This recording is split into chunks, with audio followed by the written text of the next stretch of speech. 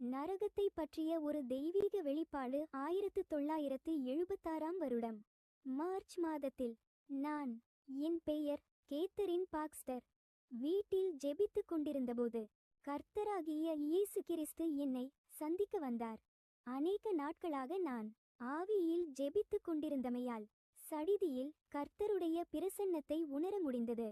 அவருடைய வல்லமையும் மகிமையும் என் வீட்டை நிரப்பிற்று.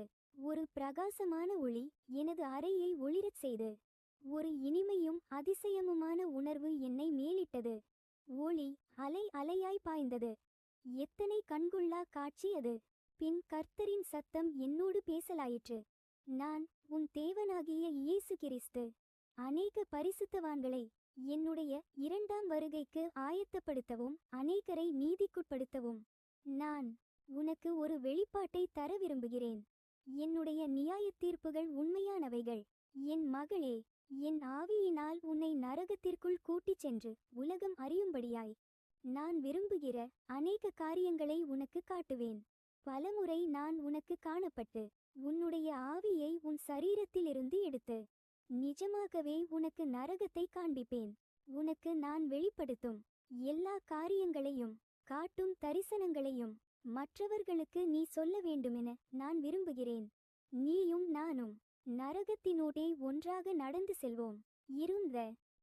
இருக்கப்போகிற இவ்வெல்லா காரியங்களையும் பதிவு செய்துகொள். என் வார்த்தைகள் உண்மையும் சத்தியமானதுமாய் உள்ளன. நான் இருக்கிறவராயிருக்கிறேன். என்னைத் தவிர தெய்வம் வேறொருவரும் இல்லை என்றார். அன்பின் ஆண்டவரே, நான் என்ன செய்ய வேண்டுமென்று நீர் விரும்புகிறீர் என்று நான் கதறினேன். அவருடைய பிரசன்னத்தை உணர்ந்து அங்கீகரிக்கும் வகையில் ஆவி ஆத்துமா சரீரம் அனைத்துமாய் இயேசுவே என்று கதறிற்று. இவ்வுணர்வை மிகச் சிறந்த முறையில் விளக்க வேண்டுமானால் அன்பு என் மேல் இறங்கியது என்று தான் கூற வேண்டும்.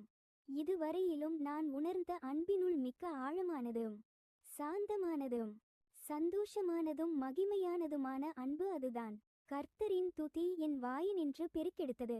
மக்களுடைய பாவத்தினின்று அவர்களை இரட்சிப்பதற்கென உடனடியாக என் முழு வாழ்க்கையையும் அவர் பயன்படுத்துவதற்கென்று கொடுக்க விரும்பினேன்.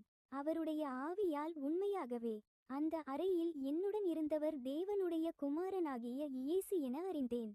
அவருடைய தெய்வீக பிரசன்னத்தை வர்ணிக்க வார்த்தைகளில்லை. இயேசு சொன்னார், மகளே பார், நான் என்னுடைய ஆவியினால் உன்னை நரகம் இருக்கும் இடத்திற்கு அழைத்துச் செல்லப் போகிறேன்.